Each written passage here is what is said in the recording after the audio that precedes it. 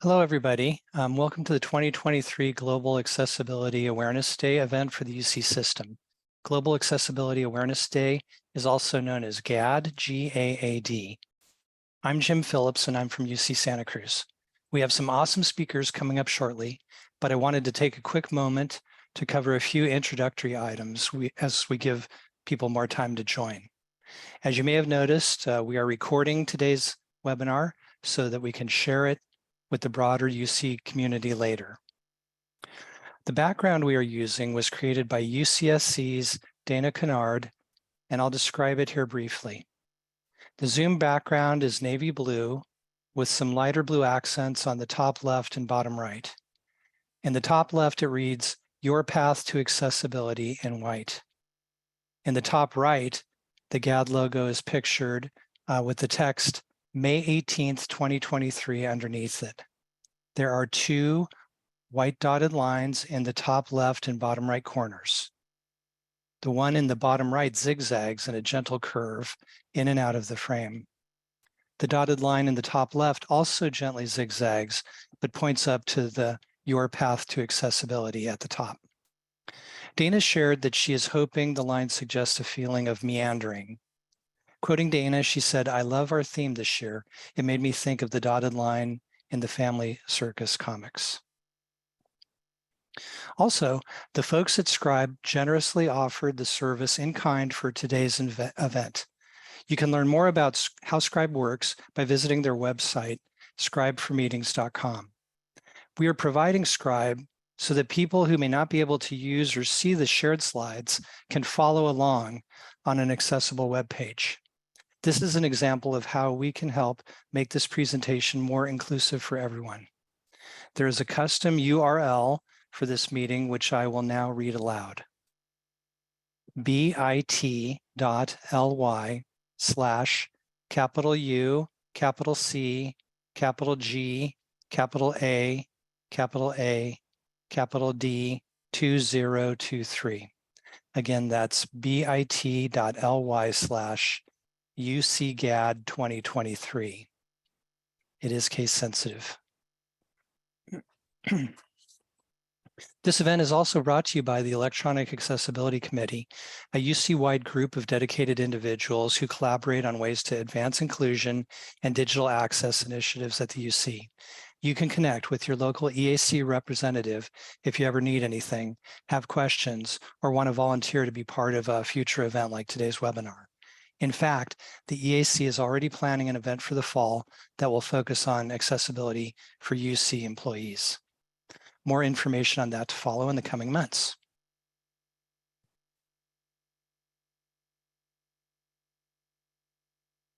Oops, sorry, there it is. The next slide provides a list of speakers. Today, you're going to hear about accessibility projects that are happening across the UC, including Tactile Maps at UC Davis and the Virtual Reality Lab at UCLA. You will also learn about best practices when using LibreTexts, Zoom, DocuSign, Tableau, and SiteImprove. Our final speaker will cover ways to sharpen your skills so that you can continue on your path to greater accessibility. The speakers today listed in order of presentation are Joshua Horry from UC Davis, Travis Lee from UCLA, Doug Harriman from UCOP, Professor Delmar Larson from UC Davis. Then in the middle, we'll have a short video by Lamar Jordan from DocuSign, followed by Dana Kennard from UC Santa Cruz, Darren Jensen, UCOP, and Jill Walters, UC San Francisco. It's an impressive group consisting of accessibility experts, a faculty member, and even a data visualization expert. Thank you all in advance for your presentations. The next slide has an image on the screen from justia.com. It describes what A11Y stands for. Briefly, A11Y is a word or numeronym, to be more exact, where a combo of letters and numbers are used to form an abbreviation. In this case, A11Y is short for the word accessibility. There are 11 letters between the A and the Y in the word accessibility. And in addition to just being a shorter way of saying accessibility, A11Y is also a term used by activists to advocate for accessibility initiatives. Visually, it looks like the word ally too, which I like. Before we get started, let's take care of a few housekeeping items. First, please use the Q&A for your questions. And second, I'll come back at the end for a super short poll to gather your feedback. There's going to be a little transition as we go from speaker to speaker. So I'm going to stop sharing now. And without further ado, I'm going to hand it over to Joshua.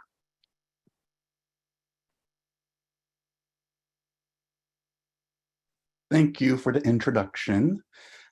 Today, my name, well, not today, but today, my name is Joshua Horry. I'm the Accessible Technology Coordinator for IET, otherwise known as Information Education Technology, and ATS, Academic Technology Services.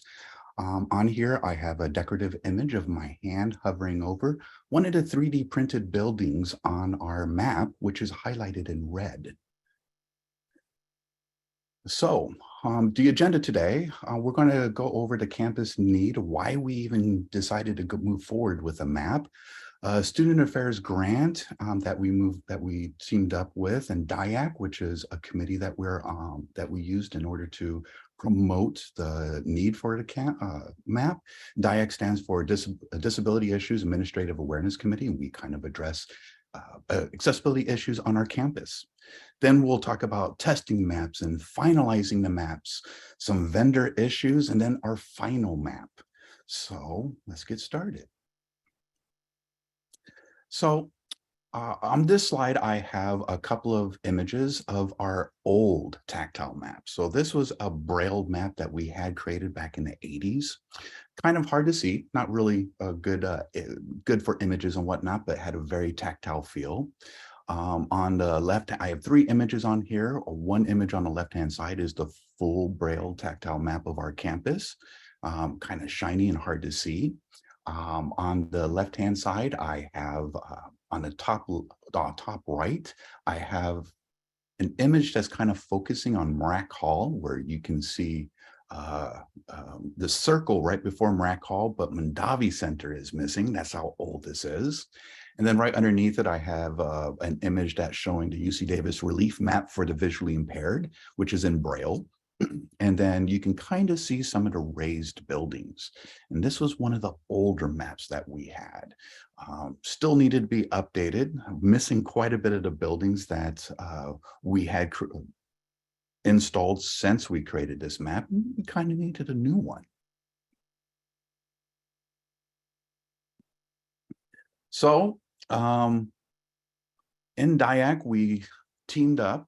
We found out there was a grant that was provided by Student Affairs, Investment in Student Success Grant Program. It was led by Dr. Corey Vu, the Associate Vice Chancellor for Health, Wellness, and Divisional Resources.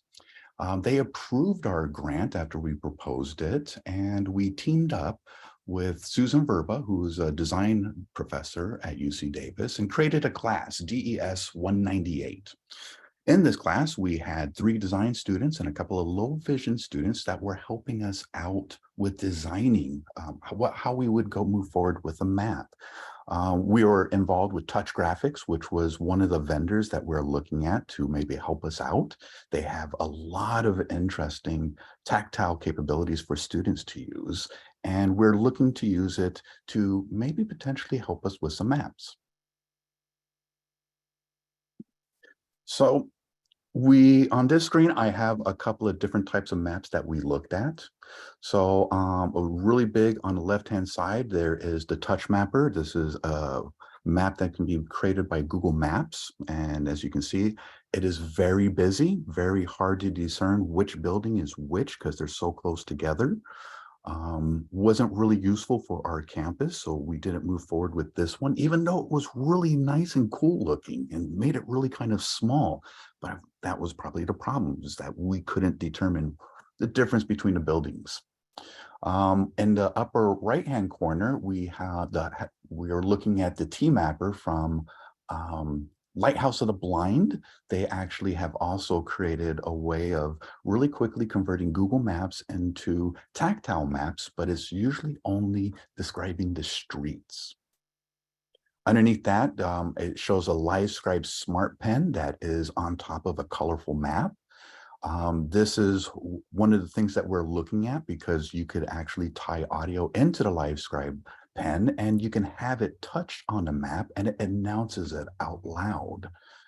And last but not least, in the very bottom right, we have a touch graphics, some of their models that they had, a neuron model that interacted with the LiveScribe Smart Pen and a scientific calculator that interacted with the Smart Pen. So we started designing our maps using a pictures in a flash and thermal paper.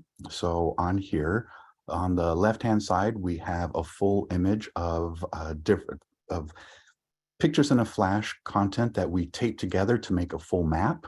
And this is what we're using to provide feedback. We're doing different colors, different colors for like the parking, for the grass.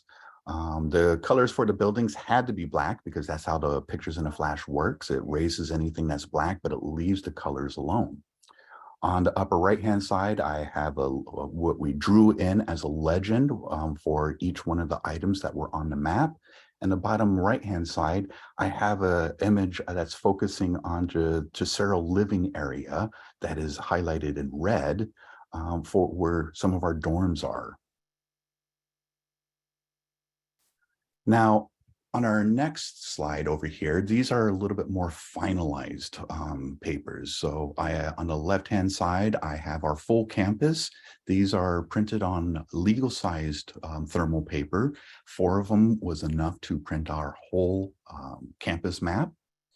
On the upper right-hand side, I have our legend displayed. So we created our legend for parking, for water that we have that's going around our campus, for grass.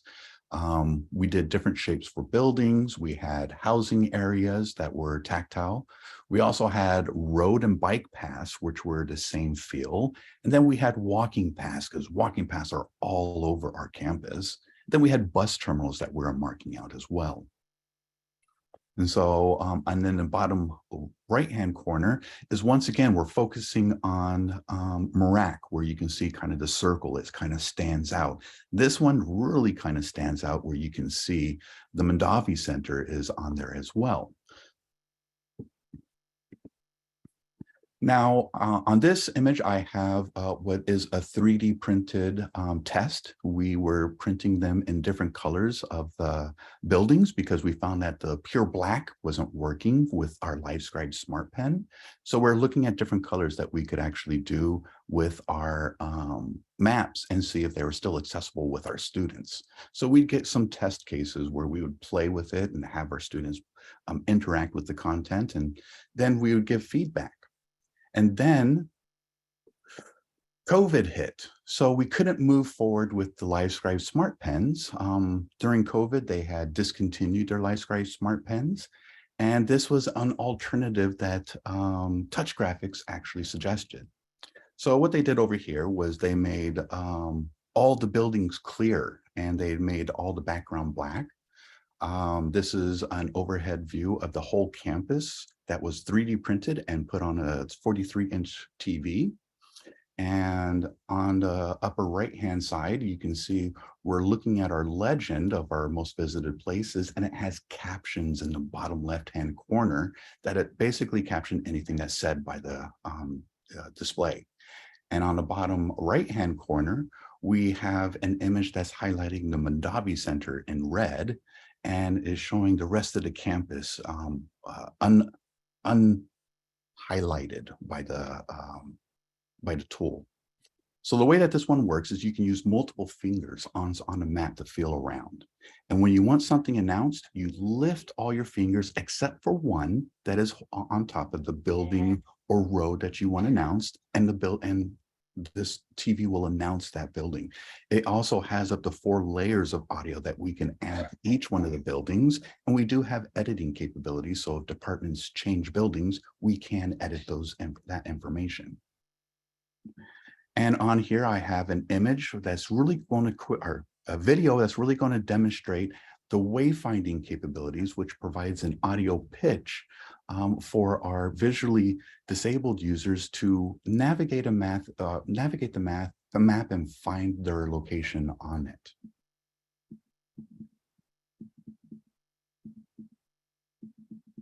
Oh, and it's not wanting to work right now. Sorry, technical difficulties. I will post the video link inside of the chat and later on.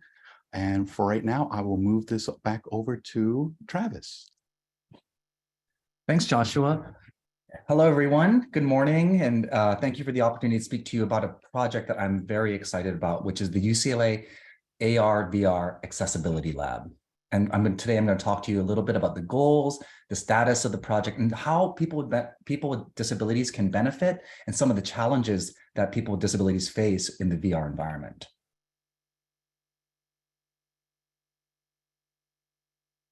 All right, this is me. My name is Travis Lee. I'm the Disabilities and Computing Program Coordinator at UCLA.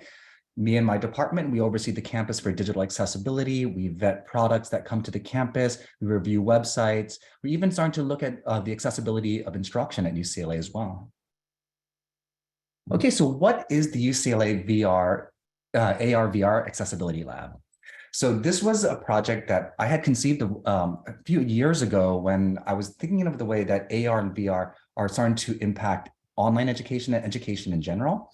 And I had written this proposal, but the original proposal was not accepted. But then last year, I saw that there was an opportunity, an award through the UC Office of the President for instruction and looking at the ways instruction can become more inclusive, specifically how we use technology and instruction and with the overlap with equity and diversity. So I applied for that and I was awarded $70,000 to build the AR/VR disability labs to document the experiences of students in VR/AR instructional environments specifically. We're also looking to hire some graduate students and some undergrads who might help out at the lab as well. The goal of the lab is to publish a white paper that will be made available to all the UCs on the best practices for working with students with disabilities in AR/VR instructional environments. The types of disabilities that we're proposing to work with at the lab are low vision, blind, deaf and hard of hearing, wheelchair users, learning disabilities, and autism spectrum. These are so some of the disabilities that we have at UCLA that actually I know some students who have these disabilities that we could actually work with. So what are the benefits of AR and VR for disabled students? I think that one of the biggest things about AR, VR, for those of you, specifically VR, is the opportunity to experience the world in a different way. Anyone who's used VR has that feeling when they go in and they're like, okay, I'm in a totally different world. I'm looking at the world through the lens of almost like a different person in some ways. And I think that's a really powerful way for people with disabilities to kind of experience the world, especially those who can't always get out into the real world. This is a really cool opportunity for them to see other parts of the world. Also to develop social skills. I was reading about how people with autism spectrum disorder, they oftentimes struggle with job interviews, for example. And it's really hard to simulate that. And VR is one of the best ways to simulate a job interview. And I was reading about how people with autism actually improve their interview skills through these VR modules. So I think that's a really cool way to leverage VR for social skills. I've been reading that it also reduces phobia and anxiety. We know a lot of our Gen Z students are struggling with anxiety. And I know that VR is a way that even doctors are using to reduce anxiety before surgeries. So it's known, there's some evidence to show that it can reduce anxiety. It also helps understand complex subjects, especially for learners who are don't learn the best out of a book.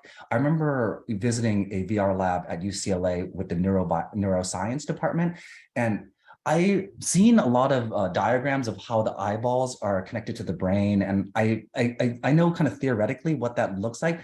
But when I was able to go to this VR lab at Neuro, they actually put me inside the brain, and I could move things around. I could go into the eyeball, and I think that's just like, it's a new way to experience instructional material that is much more immersive. So I think for certain modules or certain learning objectives, VR is going to be a powerful tool.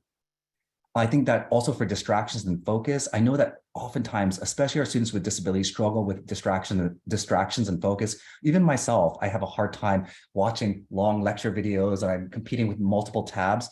VR takes those tabs away, takes those distractions away. You are in that environment. And I think that's a good way to really get students to focus in an environment, an instructional environment. There's also looking at communication improvements. I know that you're starting to experiment with augmented ASL. So when they translate from language to ASL, they can actually have a VR person doing ASL. So I think that's also interesting usage of ASL and communication improvement. And it's a better chance to be understood for a lot of people. And I remember reading about at the UN, they were showing these diplomats this VR experience of a Syrian refugee camp, and like how it's different to read about a Syrian refugee camp versus you look at the world through the eyes of a young woman in the camp. And they actually went to the camp and did a VR video, and people were coming out of that module crying because it's such an immersive and empathetic experience to view VR. So these are the ways that for VR for people with disabilities may really be an interesting way to improve educational outcomes and instruction. So what are some of the challenges in VR, especially for those with disabilities?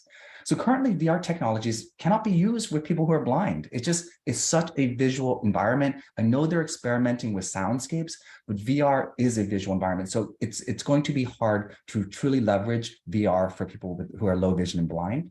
I know wheelchair users do not move through VR space the same way that walking users or standing users do. And the hand controls are often interfered with in pushing. So we want to figure out what are some of the best practices in working with these students who are in wheelchairs, but it's a known issue that VR is not friendly for mobility issues.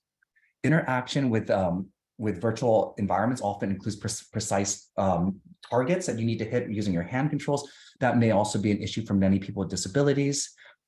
Users with mobility impairments may have difficult using the head trackers as well. People who have tics or have some sort of seizures may also find it hard. Users may have difficulty sensing haptic controls. Haptic controls means that you could feel the vibrations coming through the actual hand devices. That is also something that could be an issue for people with disabilities. And as I was saying earlier, sign language is being experimented with, but it's not currently fully supported in the VR environments. So like, I think in the future, they may be able to simulate sign language in VR, but right now it's not really supported. Okay, so what is the status of our lab at UCLA? So this is a brand new project. We got the funding in November, and we just got enough space at the Math and Science building at UCLA, right next to the DCP office where I work. It's been great because a lot of our workers are working remotely right now, and it's been a really good opportunity for my department to actually try to take some space and build this VR lab. And we were able to get a really nice space, which is a kind of a long hallway type space. It's a 40-foot by 15-foot room. You can see it over here. We removed most of the equipment out of there, and we have replaced it with just cubicle walls separating these VR areas. So the equipment that we purchased so far is the HTC Vive Pro. We got the full kit there with a MetaQuest Pro headset and the Microsoft HoloLens, which is the AR glasses. So this is where we're starting. We have additional money that we want to buy additional VR equipment, as well as the new Apple glasses that could be coming out soon. So AR and VR, as technology changes, we're going to purchase new equipment as VR evolves. We're also starting the IRB process, which is, how making sure that when we do track the experiences of our students with disabilities, that we're doing so through IRB. And we're also, but in the meantime, we do have access to quite a few UCLA staff with disabilities who are excited about this project, and we're going to begin testing our equipment within the next month or so. So that's good. That maybe I can report back in a year about some of our findings, and we're going to begin publishing onto our website. For the AR VR Accessibility Lab. That's going to be a section of our current DCP site. So so thank you so much for the opportunity to speak to you today about the AR VR Disability Lab. I'm really excited to see where this goes. We are currently in very early stages, but there's a huge opportunity here to really better understand an emerging technology and how people with disabilities can leverage it. All right, I'm going to pass it up now to Doug. Thank you so much.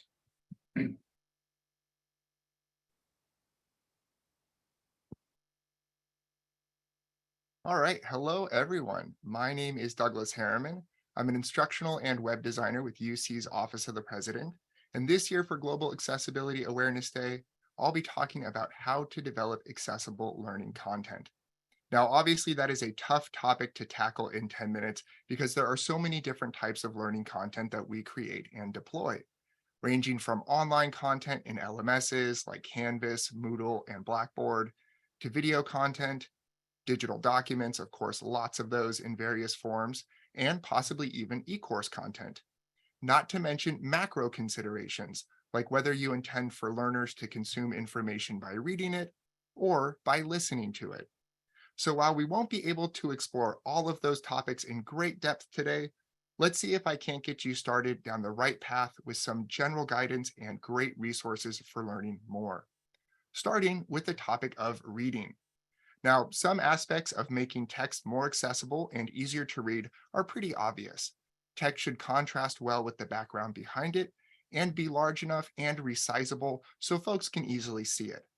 But less obvious are rules around why this sort of thing, just a massive amount of condensed text, may be an issue. And what's interesting is most of us can sense there's an issue here, even if you don't have an accessibility background. If you've ever had this reaction when opening up certain emails, documents, or web pages, you know exactly what I'm talking about. Your face reflexively contorts in this sort of horrified expression, and you throw up your hands in surrender to the brick wall of text. Too much text tends to be a turnoff for most learners, and for individuals who have certain cognitive disabilities like ADHD, anxiety, and dyslexia, it can be even more of a barrier. And while there's little we can do when it comes to the textbooks and other published materials we assign, there are things that we can do with the text we use in our own content, like introduce more spacing into text-heavy environments, a little more space in between lines of text, a little more space in between paragraphs, and more empty space or negative space around blocks of text will make the text less intimidating and easier to read. Also, more segmenting, which could come in the form of dispersing text across more slides, using layout techniques like containers to make text feel more self-contained and bite-sized, and using headings to introduce sections, which not only accomplishes segmenting, but also naturally results in more spacing and allows learners to skim and get a quick sense of what's being discussed where. And if you want learners to consume information by listening to it, whether that be in a live lecture, a video, or an e-course, the main thing to keep in mind is that listening to spoken word audio and reading text, especially large amounts of text, do not mix well. It typically leads to cognitive dissonance and overload, where neither channel of information, text nor audio, will be processed well. And that's especially true for learners who have certain cognitive disabilities. Now, the natural reaction for most of our audiences is when they see text, they consciously or unconsciously try to read it. So often, the simplest solution for avoiding this cognitive dissonance and overload is to just cut all or at least most of that text out. I highly recommend you explore Mayer's principles of multimedia to learn more about this approach and how to effectively pair visual elements, including text, with audio information. And I'll be sharing one of my favorite Mayer's resources with you afterwards. Also, if you're tempted to include text in a visual presentation specifically so learners can reference it when reviewing, just package that text into a separate review resource instead. That way, each teaching aid you use can be optimized to its purpose and not attempting to achieve two purposes that actually contradict each other. All right, moving on to our individual formats, starting with LMS-based content. I figure, why reinvent the wheel with this one? We've got some great existing LMS-oriented resources you can check out, like my session from last year's Global Accessibility Awareness Day on working accessibly with rich text editors. That's highly relevant, as rich text editors are a primary way of entering content into most LMSs.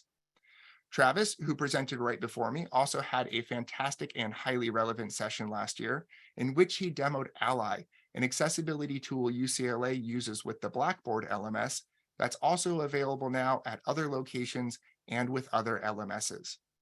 And I'll also be sharing a link to a great Keep Teaching webpage from our Davis colleagues that offers a collection of Canvas-related accessibility resources. When it comes to video, once again, a previous GAAD session has us covered. Our colleague Stephanie Nielsen from Santa Cruz gave a great session in 2021 entitled Demystifying Captions, in which she explains two of the most important video-related accessibility concerns: captions and audio descriptions. Now, captions, I imagine most of you are familiar with, but audio descriptions may be a newer concept, so let me provide a quick introduction. Let's say you're presenting information visually, either in a video or perhaps when you're lecturing or presenting and incorporating visual aids. How are folks who have visual impairments or disabilities supposed to receive that information that's only being sent visually? In the video format, you might use something called an audio description, which is a separate audio track synced time-wise to a video that describes in between the video's dialogue that information that is only being presented visually. Now, audio descriptions can be a bit of a challenge to provide as they require additional production work to create and additional technical capabilities to sync to a video. But there's actually a really simple way you can avoid having to provide an audio description and all the challenges that come with it. Just describe the visual information in the video's dialogue. That way, a separate audio description won't be necessary. So whether you're scripting a video, lecturing, or presenting, try to get in the habit of describing your visual aids. For example, if you are presenting this infographic here, try not to just say something like, "As you can see, disabilities are more common than you probably think," because that would require an audio description to relay all the other visual information being presented in this infographic that you didn't describe. Instead, try to incorporate a description of the visual information into what you say, like, "As this CDC Disability Impacts All of Us infographic shows, disabilities are more common than you probably think. With 26% of adult Americans, that's up to 1 in 4 adults across the entire United States having some type of disability. Check it out for yourself at cdc.gov. Simple as that. There are also lots of resources available to help you with your digital documents. For Word and PDF guidance, check out the resources we have over at the Electronic Accessibility Committee website. This WebAIM resource provides succinct coverage of many accessibility-related Word features for many different versions of Word, whereas this Word and PDF guide provides detailed coverage of how to check for and implement accessibility in both Microsoft Word and Adobe Acrobat. And if you want video-based resources covering even more types of software, I highly recommend Chad Chelius's Creating Accessible PDFs course, available through LinkedIn Learning. If you work a lot in PowerPoint, you've undoubtedly seen these click to add title placeholders. Use these title boxes for your slide titles. They export to PDF as headings, which allows users to take advantage of the various ways they can view all the headings in a PDF and thus get a quick sense of each slide's topic. And it also helps if you use a unique slide title in each slide, so users can more easily keep track of which slide is which. Another important accessibility-related PowerPoint feature to know is the selection pane, which can be opened from PowerPoint's Arrange menu and from most format ribbons. The selection pane controls not only how elements are visually layered in slides, but also the order in which assistive technologies like screen readers read slide content. But it's a little counterintuitive in that it's read bottom to top instead of the traditional top to bottom. So whatever element is at the bottom of the selection pane, that will be read first, and whatever element is at the top of the selection pane, that will be read last. So make sure all slide elements in each of your slides are ordered accordingly in the selection pane. And lastly, remember to give the images, shapes, and other graphics you use in your slides alt text that describes what you want that visual element to communicate to learners. The newest version of PowerPoint makes this really easy. Just right-click on a graphic to bring up this context menu, choose View Alt Text, and then enter the description into the alt text field. And if there's nothing really you intend for the graphic to communicate, If it's really just there for decoration or to serve as the background for some text, use the Mark as Decorative checkbox to hide the element from assistive technologies. That way, it's one less thing that screen reader users have to spend time reading through and trying to make sense of. And if you're producing e-course content or working with a vendor to procure an e-course, check out or share with your vendor our e-course accessibility checklist. The checklist combines the web content accessibility guidelines relevant to e-courses with other UC recommended accessibility best practices, all translated to an e-course specific context. It also has specific guidance, techniques, and even some step-by-step instructions for working more accessibly in Articulate Storyline 360. All right, I hope that helped you get a solid starting point for making your digital learning content more accessible. Thank you so much for joining us today. And with that, I'll clear the way for our next speaker. Okay, thank you very much. So my name is Delmar Larson. I'm a professor of chemistry at the University of California, Davis. I'm the director of the LibreText project. The philosophy of this project is that students should not be a market to exploit, nor to make a profit from. Our principal concern as faculty is that the textbook publishers have a long history of doing just that. And our principal activity is in order to try to address that by implementing a community-built platform of open educational resources, or OER, that's comprehensive and can be curated at multiple levels. In short, we are making and distributing free textbooks to students.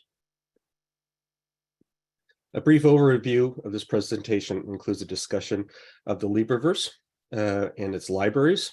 The accessibility features that we've implemented specifically focuses on the authoring experience for constructing textbooks on our libraries.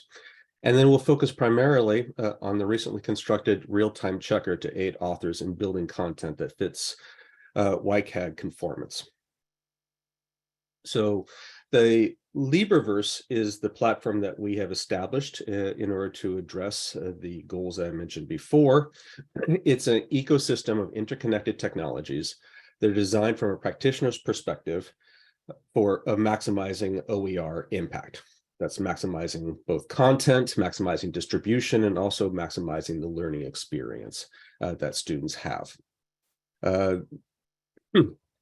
The central part of the LibreVerse are our libraries, which I'll be mentioning momentarily, and ancillary to our libraries are a range of other technologies in order to provide some value-added components, including our homework system, which we refer to as ADAPT, a Jupyter notebook system, which provides executable code, learning analytics, and a learning management infrastructure for building of content.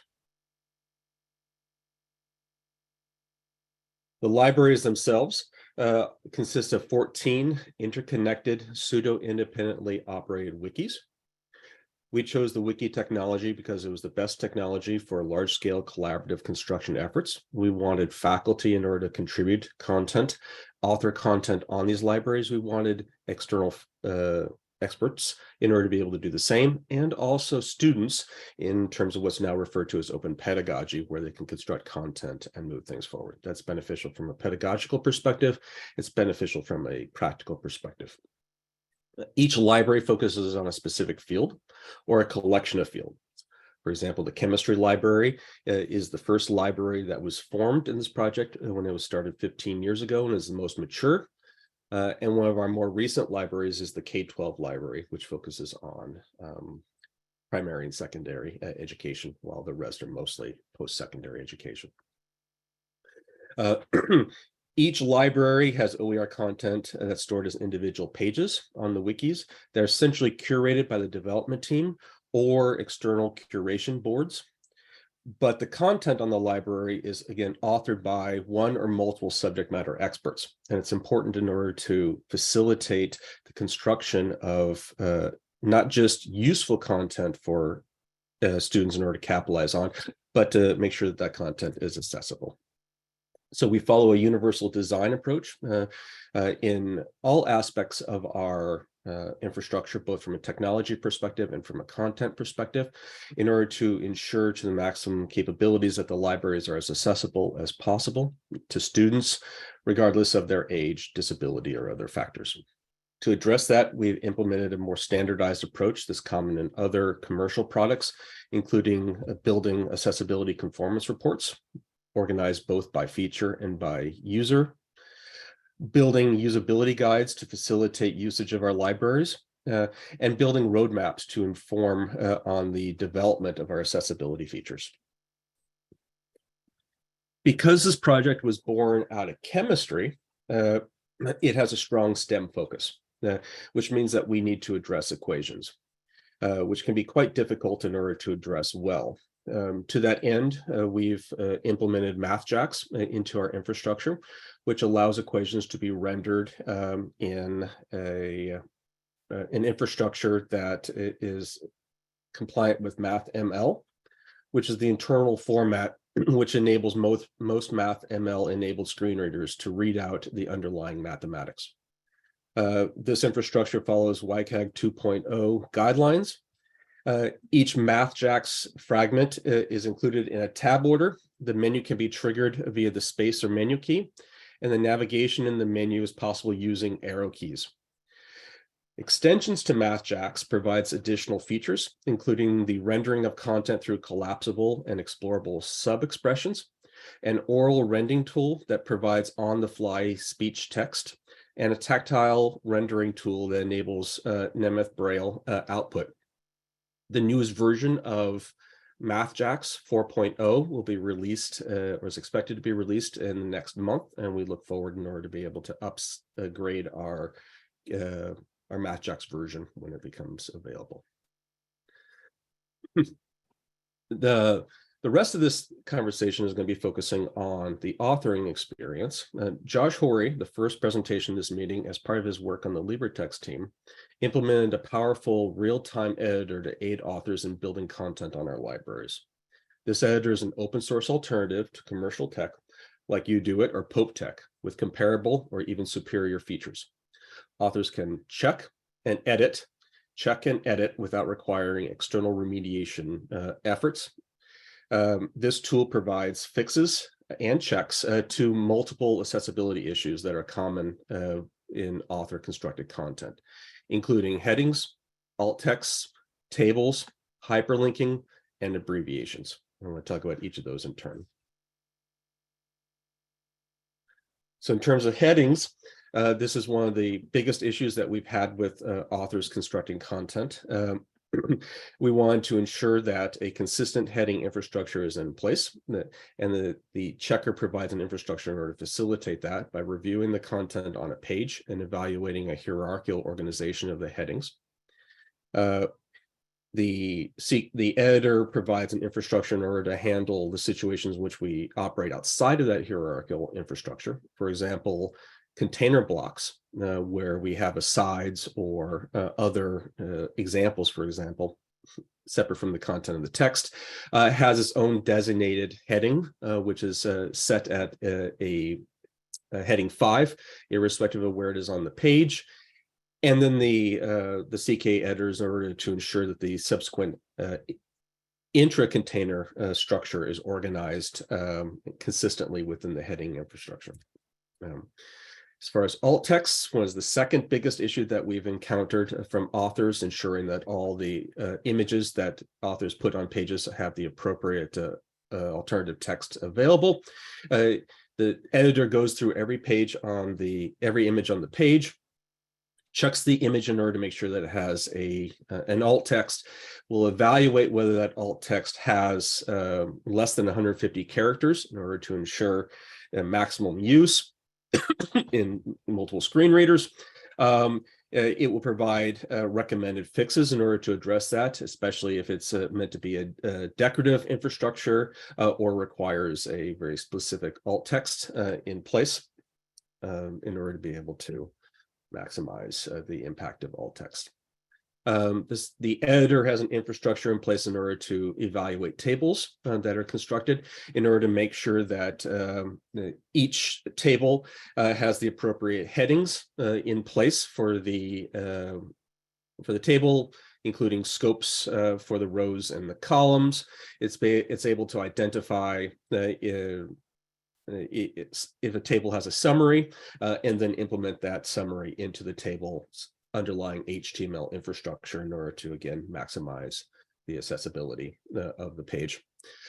Links is another feature that the editor is able to address. It's able to identify the links that have very poor text associated with it, give the opportunity for the editor to be able to update that, provides an opportunity in order to address the underlying ARIA code in order to handle third-party links or external new window capabilities, and also to introduce and address emailing issues associated with people who put emails directly into the HTML code.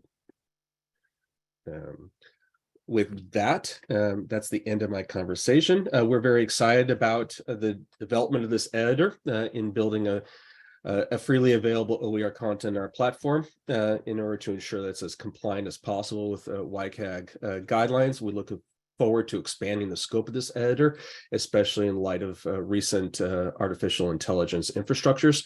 And we look forward to being able to provide this tool, again, as an open source technique or open source tool on GitHub for anyone who wants to be able to implement it in their corresponding technologies. With that, I hand off the presentation to the next speaker, Lamar Jordan. Hello, my name is Lamar Jordan, and my pronouns are he, him. I am DocuSign's lead accessibility engineer, and today I'm excited to present preparing accessible documents for DocuSign.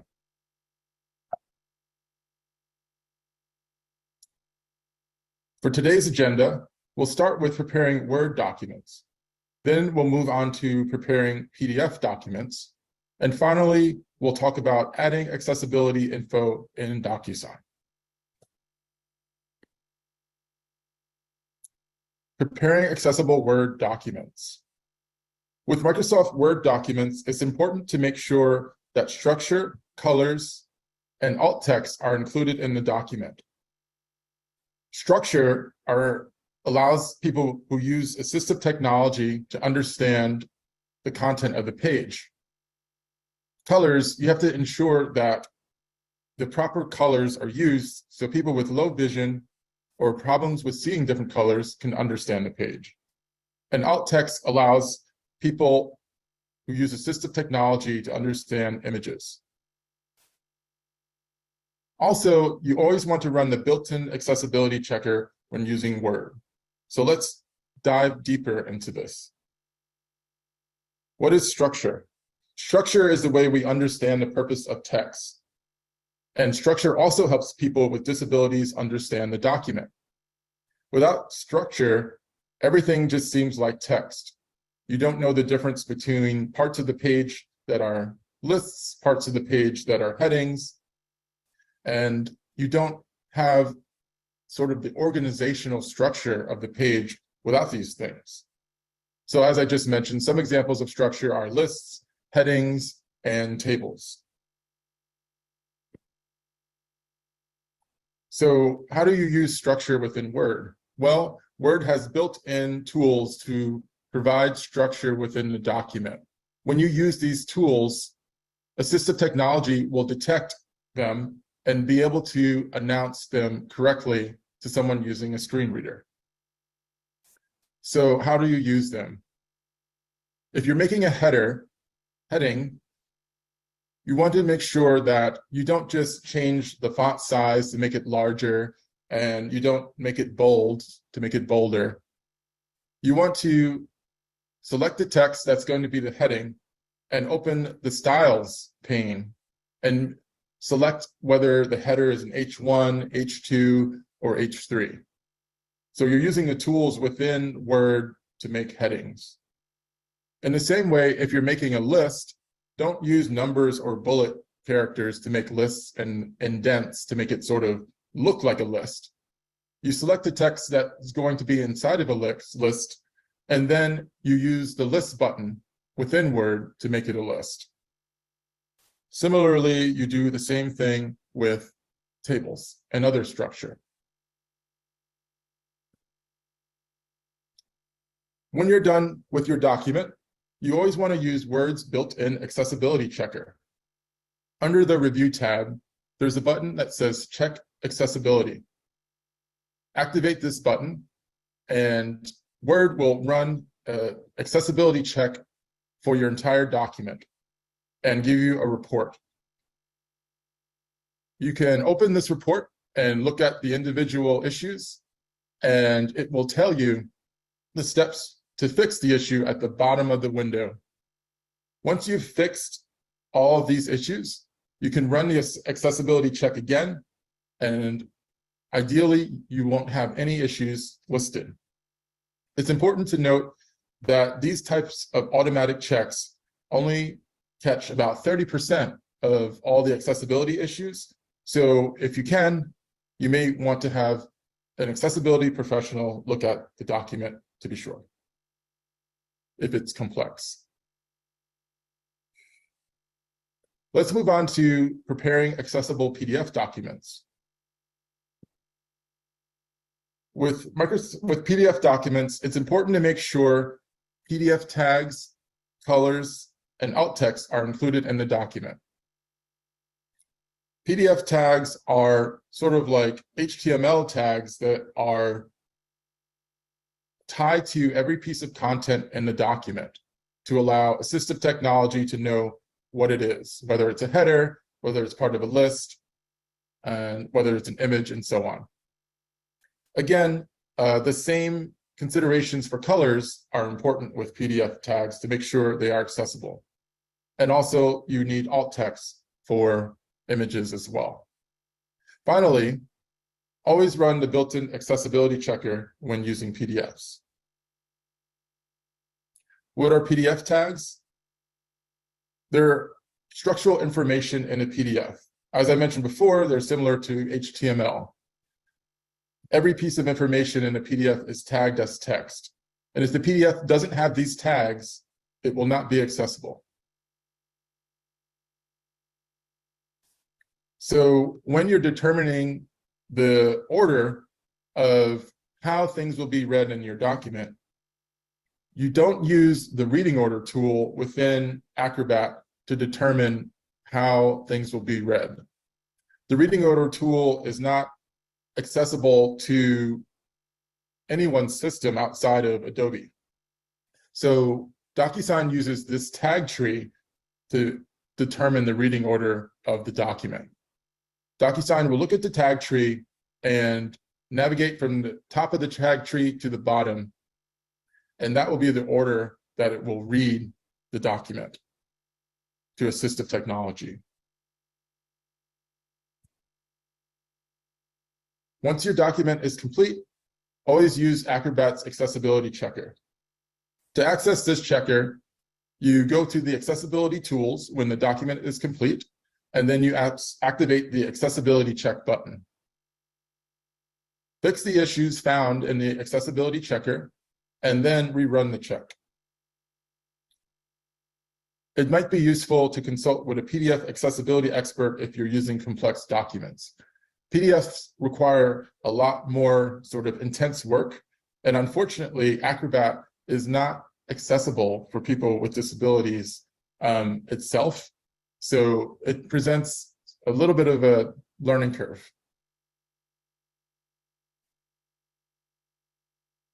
Finally, adding accessibility information in DocuSign. So once you've uploaded the document to DocuSign, you want to make sure that the form fields that you add to DocuSign, say signature tags or text fields, you want to make sure that you give them a label.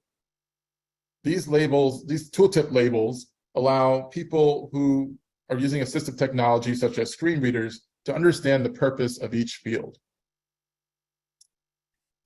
So, for example, in this image, I'm showing a text field that's been dropped onto a document. And once you drop the text field onto a document, you'll see in the properties panel that there is an area for the tooltip label. The tooltip label should describe the purpose of the text field. And here we have entered a label that says enter date here. So people will know that this is where they need to enter a date. Also, make sure that you select which fields are required and not required in the document as well. This will ensure that the envelope will be completed fully by the person who's signing it, since DocuSign signing ensures that each required field is filled out before the person can complete signing. So here are some resources for continued learning. I will attach this presentation so you can access these links. The first resource is the DocuSign accessible signing video, so you can see how someone who's using a screen reader actually can sign a document. The other two links are for optimizing accessible DocuSign sending, which is close to what we were talking about today about preparing your document. And then we have more information about optimizing accessible DocuSign signing. Lastly, for those who want to get into the complexities of PDF, we have two videos for sending accessible envelopes if you are using a PDF. And there are links here for that. We're a small but scrappy team, but we're always working to make DocuSign more accessible. If you have any questions or suggestions, feel free to email me, lamar.jordan@docusign.com. Thank you so much. We thank Lamar for sending out that video. Hello, my name is Dana Connard, and I'm presenting on accessible Zoom meetings. Think for a moment how important Zoom meetings have become to us since 2020. It feels like it's been a very long 3 years, and maybe hard for some of us to remember a time before Zoom. Zoom and video conferencing isn't going away. It's our new normal with hybrid and flexible work and education. You want people to be able to fully participate in your meeting, so it's important to make your meetings as accessible as possible. First, let's talk about the invitation to a Zoom meeting. This matters a lot. There are two common ways that I see Zoom join links being sent. The first is for calendar events, like what is pictured on the top right of this slide. It's a Google Calendar event for GAAD with a big blue button that says join Zoom meeting and a Zoom link underneath it. This button comes from using the Zoom scheduler browser extension. That's what inserts the join Zoom button into these events. Alternatively, I see join URLs pasted in the location field underneath. If you're sending out join links via email, put the join link close to the top of that email. 11 o'clock. Why are both of these important? If you are using assistive technology to navigate these, you want to be able to join and get into the meeting quickly and easily. Putting this join URL at the top of your email or in the location field of a calendar event means quicker access. Zoom join links should always have the meeting passcode embedded in the URL, but you should always type out the meeting ID and passcode anyway, just in case. It's okay to be redundant here. If you want people to show up, make it easy for them to join. Moving on to the meeting setup, have video off by default for participants. No one wants to be surprised that their video is on when they join a meeting. This could be a personal preference. It's also something that you can set in your own Zoom settings, but you don't want to surprise anyone. Let people have the autonomy to turn on their cameras when and if they want. If you're going to be screen sharing something, it's helpful to send out the materials prior to the meeting, if possible. People want to come to a meeting informed, and giving them some time in advance to access the materials, process them, and review them can increase their engagement in the actual meeting. If you're going to be sending files in chat, set aside some time for people to access these. We are all on different networks using different technology and different operating systems. You don't know how long it will take participants to open the chat, find the file, download it over the network, and for their device to open it. Also, try using Scribe for meetings. Scribe is incredibly inclusive. Every participant has access to the slide content, whether the presenter is reading everything out loud or not. Slide works. How does Scribe for meetings works? Presenters upload their presentation and Scribe performs text recognition. During your meetings, Scribebot joins and watches for the slides, outputting the same information into a browser that's displayed on the screen. Participants can access the slide content in that browser where they can have the words spoken out loud to them or use screen magnification to make the text easier to read. During the meeting itself, if you're the host, get in the habit of enabling captions so that enable captions at the top of every meeting you start. Zoom has updated the captions now so that anyone can request them in case you forget, which is a good thing. People know what they need to use and you just need to let them do it. If you are recording your meeting and it'll be publicly available, check and edit your captions before sending the video out. Don't send out raw machine captioning. It is not accurate enough. For Zoom facilitators or those people who are responding to chat questions orally, read the question out loud before responding to it or providing the answer. This helps people who aren't reading the chat or can't read the chat quickly, and it'll improve comprehension in recording playback. Otherwise, viewers are only getting spoken answers for questions they didn't hear or read. If you are a poll user or using polls at all, make sure to build in time for people to access and answer the questions. You might also read through the question and options out loud, so don't make your polls too lengthy. 3 questions or less is usually a good sweet spot. Some final reminders as my time with you draws to a close. Remember not to out anyone. The person with a disability should be the person who decides what is disclosed. So take care not to identify. Instead of saying, we need to spotlight the interpreter for Dana in a meeting, you can just say, make sure you spotlight the interpreter, which leads me well into my next tip. Make sure you spotlight the interpreters. So they're easy to see in large meetings and when you're screen sharing. Another good tip, use practice sessions.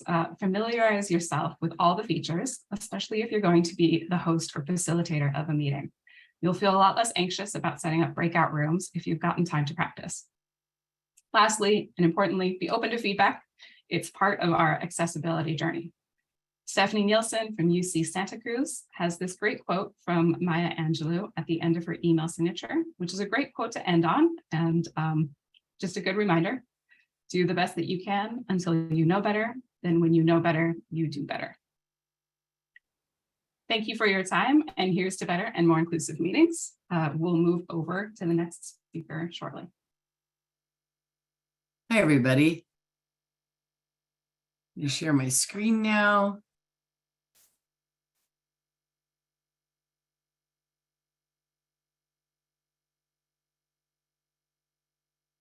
Welcome to GAAD 2023. It's nice to be here again this year. I'm going to talk today about best practices and tips for Tableau accessibility. My name is Darren Jensen. I'm a cartographer and data visualization analyst in the Division of Institutional Research and Academic Planning at UCOP. We use Tableau extensively in IRAP to build interactive dashboards for the UC Information Center. I'm going to break a couple rules here with my presentation in that it's going to be all text slides. And so for those of you that feel compelled to read, but that might be better to turn away and just listen to my voice. All the content will be the same, and I just don't want the audio to compete with your impulse to read. So today I'm going to talk about the best practices and tips for Tableau accessibility, and I'm going to break it down into 5 sections.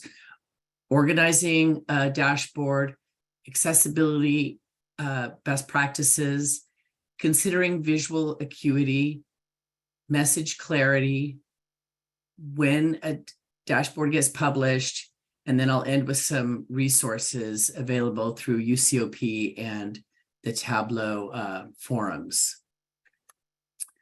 So when it comes to organizing your dashboard, limit the number of worksheets. What you want to do is, as you're working along, we all tend to experiment when we're creating dashboards, and delete the unnecessary or unused worksheets from your file. You can always save a scratch version to keep experimental worksheets if it's something you want to go back to, maybe for another project. But for your final workbook that you're going to end up publishing, minimize the number of those sheets. You can also keep your original as your future scratch by when you're ready to publish, you just copy the final worksheets into a new workbook. It's very helpful for publishing to have a very clean and tidy workbook. Always use descriptive naming for worksheets and dashboards. Sometimes we tend to get into abbreviations that might only make sense to ourselves. It's really helpful and not a big problem to actually write out longer descriptions on the tabs. You might not always see the full description when the tabs are compressed together, depending on how many are in the workbook, but the text can be there. When you click on it, you'll read it. Use a tab for notes and label that tab notes instead of the footnotes field. The footnotes field can often be overlooked and sometimes not contain all the information you want for the whole workbook because it becomes very specific for that tab. Or conversely, you have notes that do apply to the whole workbook that become cumbersome on every tab. So we recommend having a notes tab, and you can, in that notes tab, you can list the other tabs and put notes specific to them, or you might have sort of global notes. When it comes to making the dashboards accessible, being that Tableau is a visual, mostly a visual and interactive platform, accessibility is something that is not guaranteed. As hard as Tableau is trying, and I know from my work as a cartographer, graphic communication can be the hardest to make accessible, but they are making progress. And so some of the things you can do to make those graphics that tend not to be so accessible, more accessible. Lay out the dashboards left to right, top to bottom. Screen readers will read them in this order. It was only about a year, maybe 2 years ago that they made this change to Tableau.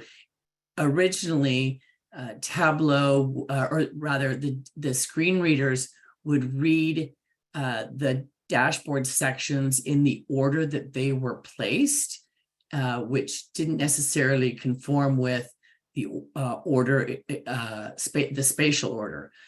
But now, as long as we lay out the way we want a screen reader to read the data from left to right, top to bottom, that will always work by default now. It's really important to minimize the use of tooltips because screen readers cannot read tooltips. If you need to use tooltips, you need to make sure that the information in the tooltip is available otherwise on the dashboard so that can be captured by the screen reader somehow. Avoid and minimize the number of variables on the detail pane. This improves data table accessibility.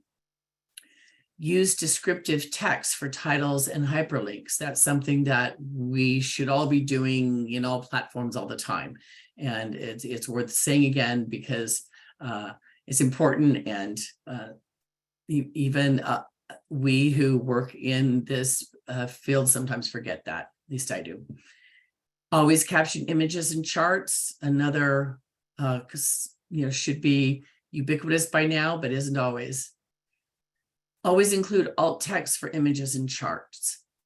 It can be helpful to take the alt text to read directly from the caption.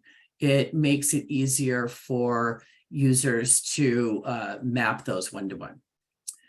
Tableau has a built-in colorblind palette, and we use that, but sometimes have to balance that with the number of colors needed. Depending on how complicated your visualization is, you might not have enough colorblind colors in the colorblind palette.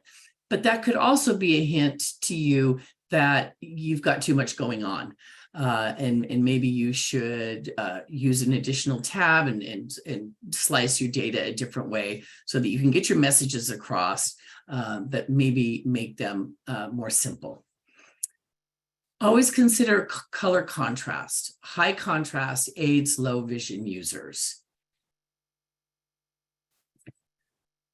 For visual acuity, to make the text as legible as possible, minimum text size should be 9 points. I tend to always use 10 points. Best practices that I've researched say 9 points. I think 10 points, which isn't a huge difference, can make a difference. Tableau also has a default very dark gray for their text, and it's important to use black text. A little bit of difference in that dark gray to the black can really aid visual acuity.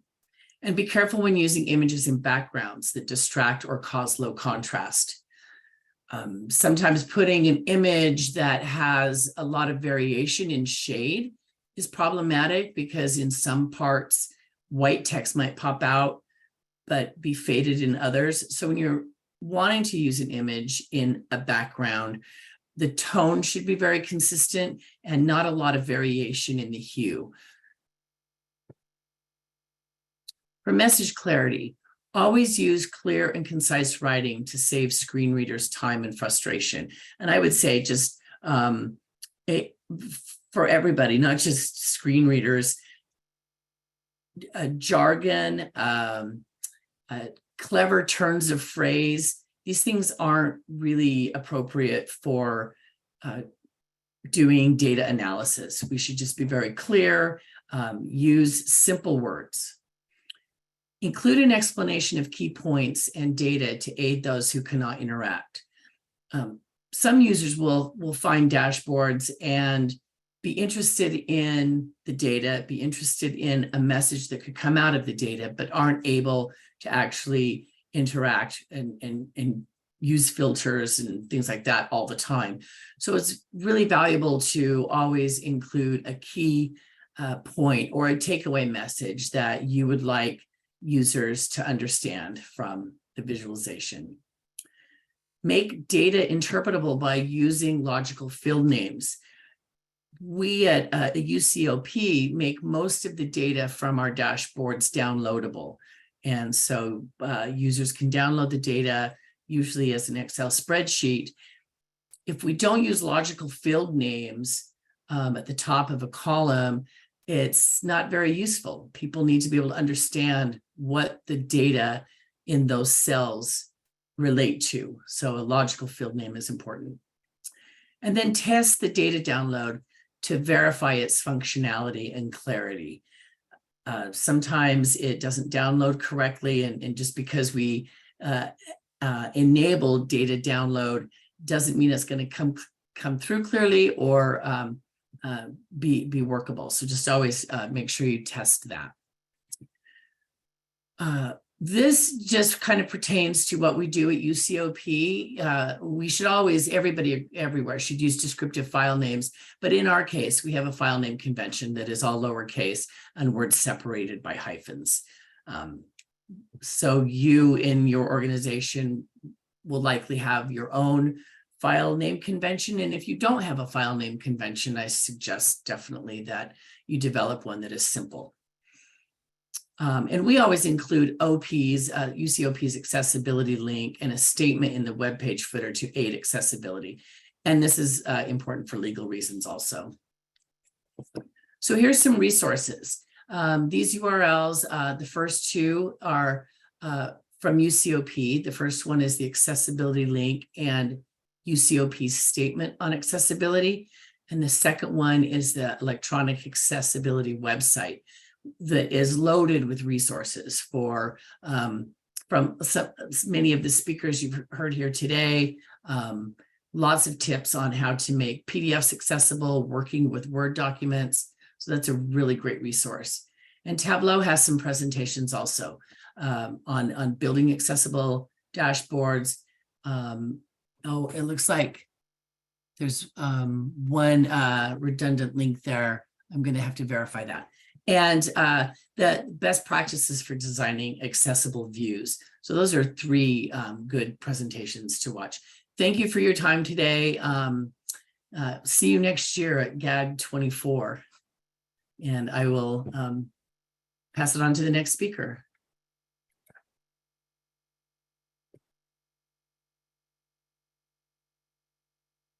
If I can find this, there we go. And thank you, Darren, for presenting right before me. Happy Global Accessibility Awareness Day to everyone. I'm Jill Walters, the Digital Accessibility Program Manager at UCSF.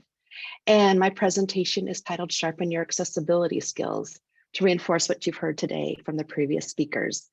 There's an accompanying document available with a list of all the links I will mention in my presentation, so you can take a deeper dive later. Hopefully Judy could drop that link into the chat for us. And the three takeaways from my presentation today are: 1, why it's important to keep your skills up to date; 2, where to find accessibility training resources; and 3, where to engage with others doing this work. Let's start with why it's important to sharpen your skills. Keeping your skills up to date is essential for personal and professional growth. Here are 5 reasons why it's important to stay current. 1, stay relevant in the field of accessibility. With the rapid change of technological advancements and changing business trends, it's essential to stay updated and the latest skills and knowledge relevant in our industry. 2, to ensure compliance with legal requirements. Many countries have laws and regulations that require digital products and services to be accessible to individuals with disabilities. Keeping your accessibility skills up to date can help you ensure that your online content complies with these requirements, such as the Web Content Accessibility Guideline, known as WCAG for short. 3, improve your user's experience. Accessibility features can improve the user experience for all individuals, not just those with disabilities. For example, closed captioning on videos can benefit individuals who are deaf or hard of hearing, as well as individuals who are watching the video in a noisy environment or those learning a new language. Captions can be very helpful. And 4, boost your confidence. Knowing that you have the latest skills and knowledge in your field can boost your confidence when creating and remediating your online content. And lastly, number 5, future-proof your skills. As technology continues to evolve, new accessibility challenges and solutions will emerge. Keeping your digital accessibility skills up to date can help you stay ahead of the curve. Next up, where to find resources to keep your skills up to date. There are abundant resources available. I'm showing screenshot snippets of the following resources. First is LinkedIn Learning, which has a searchable video library. Many campuses make this resource available to their staff. Check with your local learning and development team and HR to inquire if it's available to you at your campus. Second is the UCOP Electronic Accessibility Committee pages. You've heard those mentions before. That's where we have past GAAD webinar recordings. We have tip sheets and a list of SiteImprove location administrators, which leads us to the third resource, SiteImprove's online training. If you've been using SiteImprove for a while, you may be familiar with its old name, the Academy. It's now rebranded and renamed to Frontier and can be accessed 2 different ways. One is to access the courses through the UC Learning Center. Please note that the Learning Center is only populated with a handful of the courses in SiteImprove. The second way is via SiteImprove's Help Center to get access to their full training catalog. More about SiteImprove's Frontier in a moment. Fourth resource is SiteImprove's Educational Communities Archive, of past monthly sessions. No password is required. These are available to everyone, including those without a Site-Improve account. And the fifth and final resource is the UC Learning Center. I mentioned a handful of the Site-Improve Frontier courses are here, as well as searchable soft skill courses, books, and bundles. Next up, how to start using Site-Improve today. Anyone with UC credentials has access to free online courses developed by our accessibility partner, Site-Improve, with an expansive training catalog of courses available 24/7. Site-Improve is available to all people at all UC locations. You can provision your own account with your UC login credentials. First, log into your campus's SSO site. At UCSF, it's called My Access, and then go to siteimprove.ucop.edu. And if you have any issues, reach out to your Site-Improve location administrator. There's a link in the doc I shared with a list of all of the campus Site-Improve location administrators. I'm showing a screenshot of the offerings from the Site-Improve Help Center and a training menu item that has the following sections: Help Center, live Q&A sessions, getting started, and training and certification. This last menu item leads you to the Frontier training. Some advantages of Site-Improve training is that, again, it's free for anyone with UC credentials. Completion can be tracked. It's self-paced. You can be awarded certifications when you complete a course. And there is the associated community. More on that later.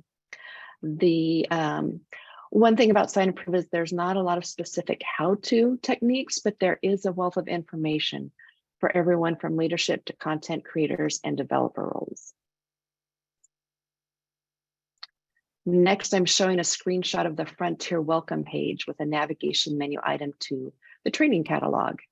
Under the catalog menu item is a search function where you can search by keyword, by topics, and content types. Another nice feature of Frontier Site-Improve is their new area called Community that I briefly mentioned before.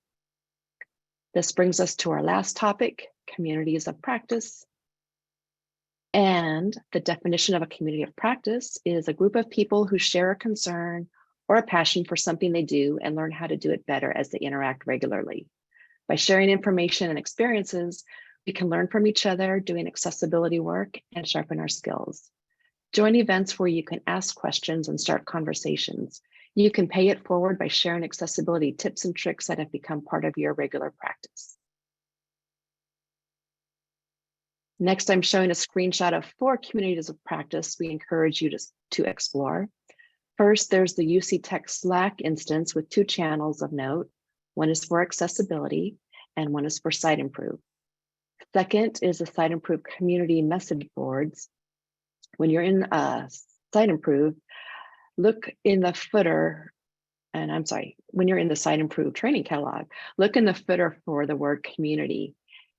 This is a recent addition to the Site-Improve offerings.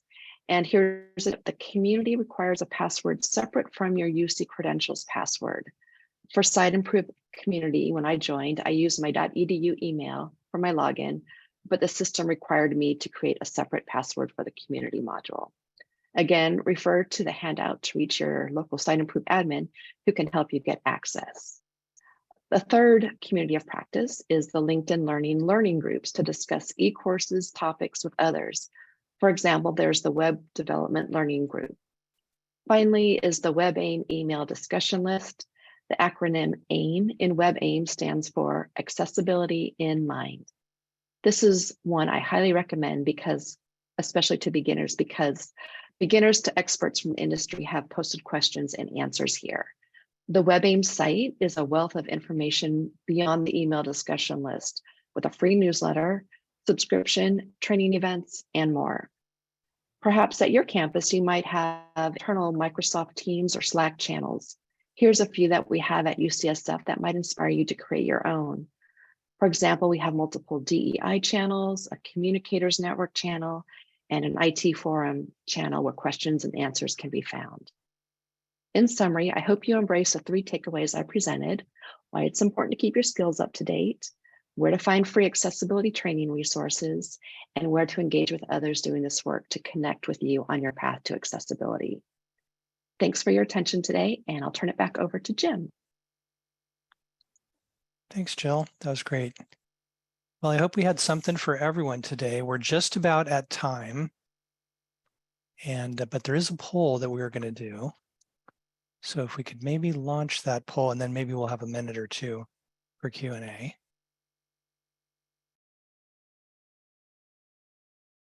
Get that. Hang on 1 second. There's that poll. I'm going to read that aloud.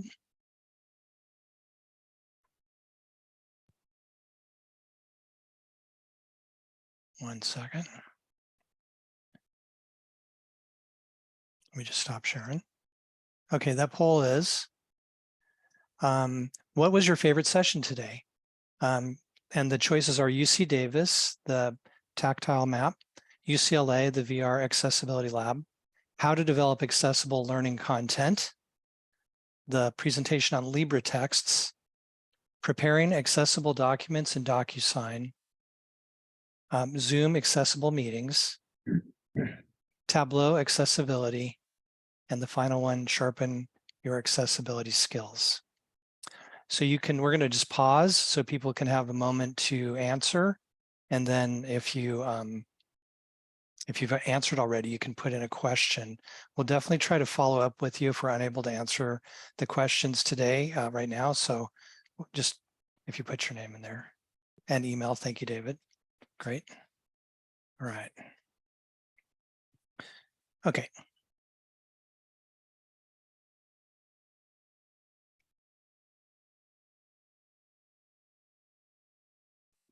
Okay, and we're just about at time. Let's give it a few more seconds so you can get your poll answers in. We had a great turnout today, close to 300. Thank you to the 182 people who are still here. But why don't we close that poll and thank you. Okay, so we use that information to help us plan for future events. And plus, it's really good to better understand what type of content you're really interested in. So any questions out here? Actually, Jim, yeah, this is Doug. We had somebody ask a question about Google Slides that Lucy wanted to answer live. Yes, Google Slides is compatible to or comparable to PowerPoint and will be able to do many of the same features and functionality. And then it looks like Heather has a really good question. I don't know the answer to it, but I've noticed that when PowerPoint subtitles are turned on by a presenter, Zoom stops displaying the captions. Which option is more accessible? That is something that we were not aware of, and I will work with Zoom to figure out which is the best answer, and we'll include it in our Q&A answers when we follow up.